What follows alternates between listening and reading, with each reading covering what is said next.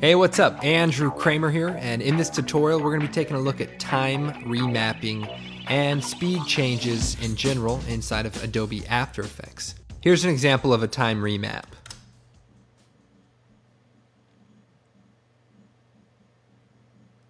In this shot, we speed up to our character's face, we hold on him in slow motion, and then we speed up to the next person, and we hold on him in slow motion and then speed away again. Let's go ahead and take a look at this particular example.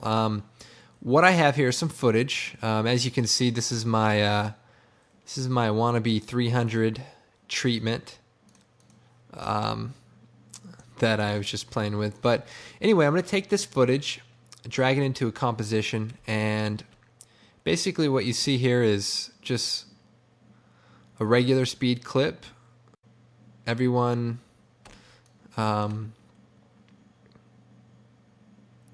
gets focused on, but instead I want to kind of zoom up to his face, slow down, zoom up to the next guy here, slow down, etc. So what I want to do is enable time remapping. So I'm going to right click on the footage, choose time, enable time remapping.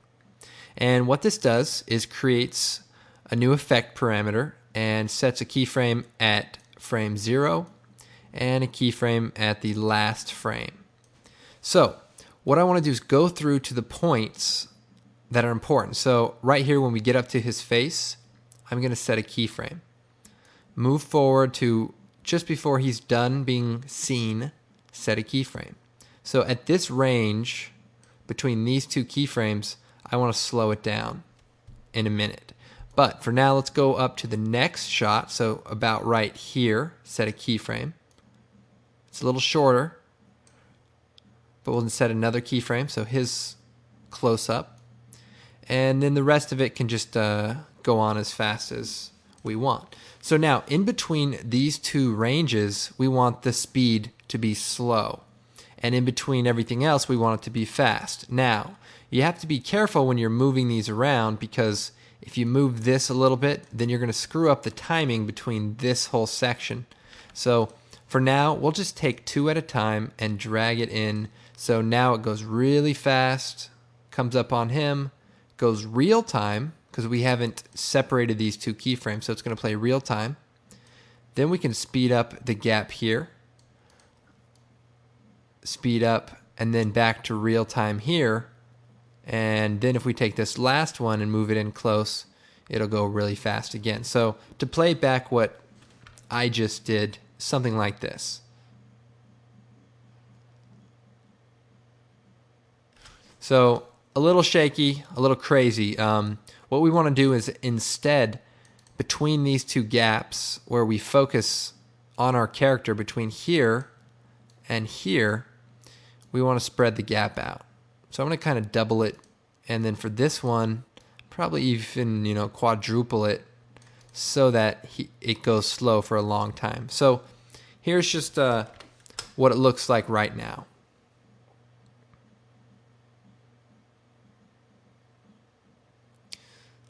It's a little choppy because there are only 24 frames per second, so it's going to kind of duplicate frames. Well, we can also turn on frame blending for the layer and for the comp, and it will blend the layers together, creating a pretty wild effect when the speed is at a very high rate. But let's go ahead and take a look at this anyway. Okay, so let's play it back.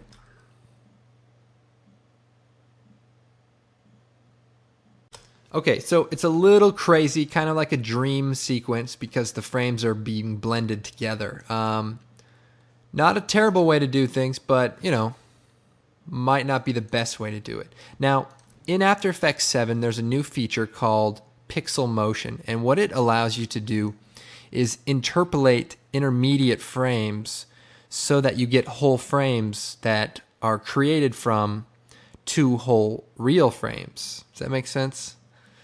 Think about it. What the heck, I'm just going to show you.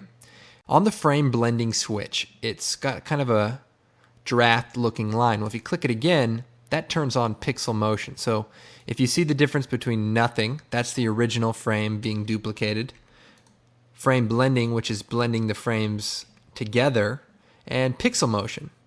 Now, pixel motion does a really good job. Let's go ahead and play it back right now with pixel motion.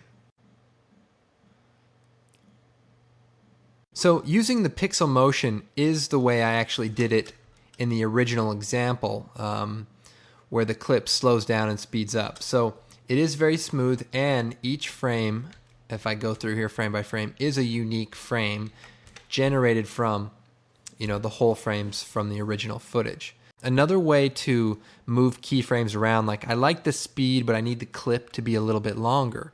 Well, if you select all of the keyframes, hold down Alt and drag the last keyframe, you can stretch them out while maintaining the relative position to one another.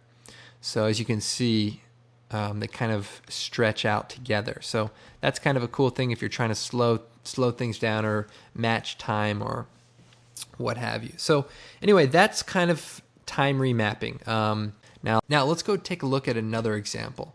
I have this ink drop from the Riot Gear DVD collection. It's actually 60 frames per second, playing back at 24 frames per second. So that'll allow us to do some pretty cool things. So if I right click and choose time, enable time remapping, I can go to, say, like almost when the whole thing is completely created. So like around here, set a keyframe for the time remap, and then take these two keyframes by selecting them and bring them in closer.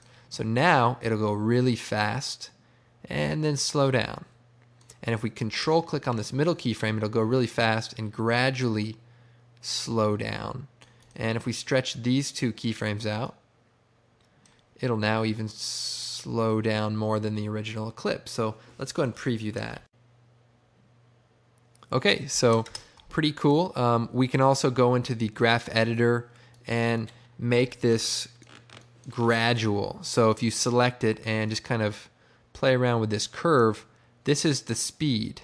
This is the rate in which the frames are being played back, essentially. So you can kind of adjust it to make it smoother from a fast to a slow. So you can kind of see from the animation now as it really slows into that, slow motion. And I've seen it. You can actually slow into a still frame. So if I delete this last keyframe and bring up the curve, I can basically slow this into a stop. So if this line is going perfectly straight, what that means is that it no longer is playing the frames back at a fast speed. So check this out.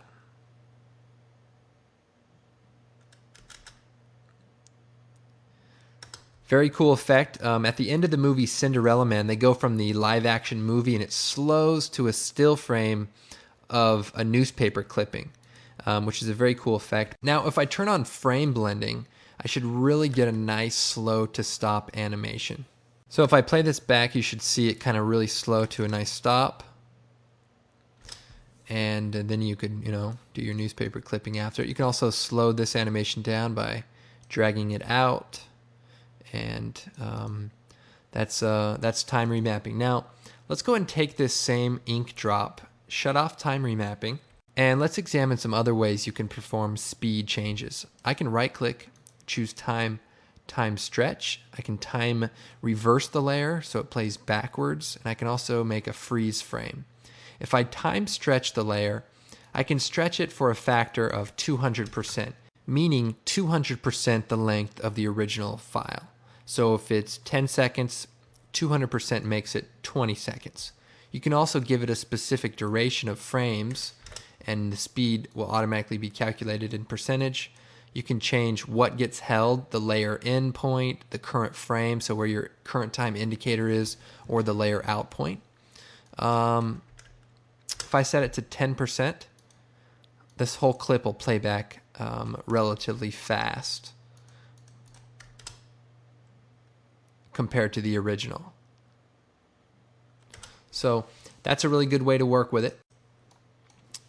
Now, if I go and change the time stretch back to 100%, another way to do speed changes is Effect, Time Warp. And this time warp is a very unique plugin, and it's very powerful, but you do have to understand how it works. Now, right now it's set to a speed of 50%. So if I play this back, it's going to interpolate the speed using pixel motion, and meaning each frame will be unique instead of frame blended like you saw earlier where they kind of blend together.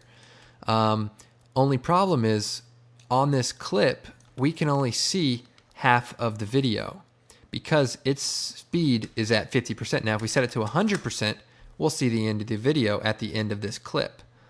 But if you set it to 50%, it gets cut off. And that's just the way After Effects works as far as the architecture. So the solution is to pre-compose this layer. So if I choose Layer, Pre-compose, I want to leave all the attributes in this comp. So leave this here and let the effect be applied to it, but apply it to a composition of the footage being inside. What this allows us to do is open this composition up by Alt double clicking, and then if we go to the composition settings for this comp, we can make the duration 1200 or twice the length of the original.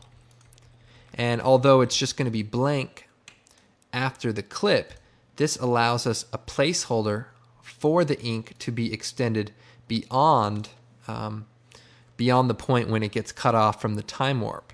So if I go to the composition settings again, change the frame rate to 1200, you'll see my clip gets cut off here, but I can extend it.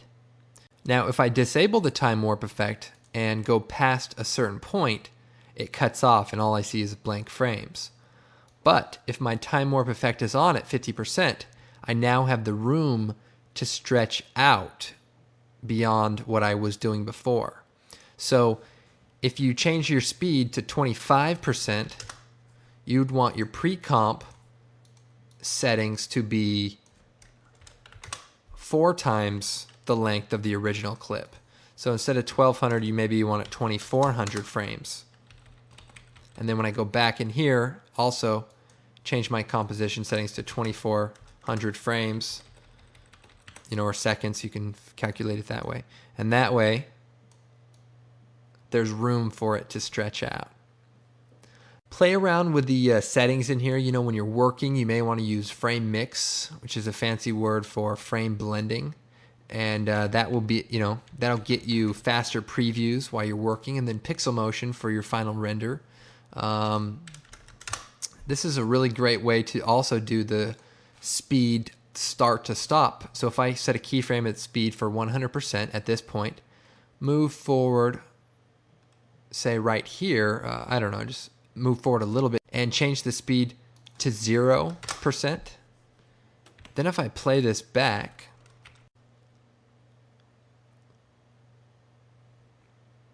you see it basically slows to a stop, and because we're using pixel motion, it's interpolating the frames one for one. So that's how the speed change works, and hope you understand kind of the limitations and the workarounds to this great effect. Oh, one other thing, I'll go ahead and delete this. If you're working in After Effects 6.5 and you want to create a still frame, just choose Enable Time Remapping.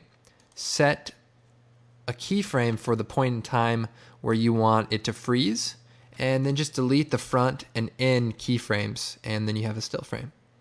One thing this only works in After Effects. You can't actually change your own life around using the time remap feature, so I thought that'd be important to point out.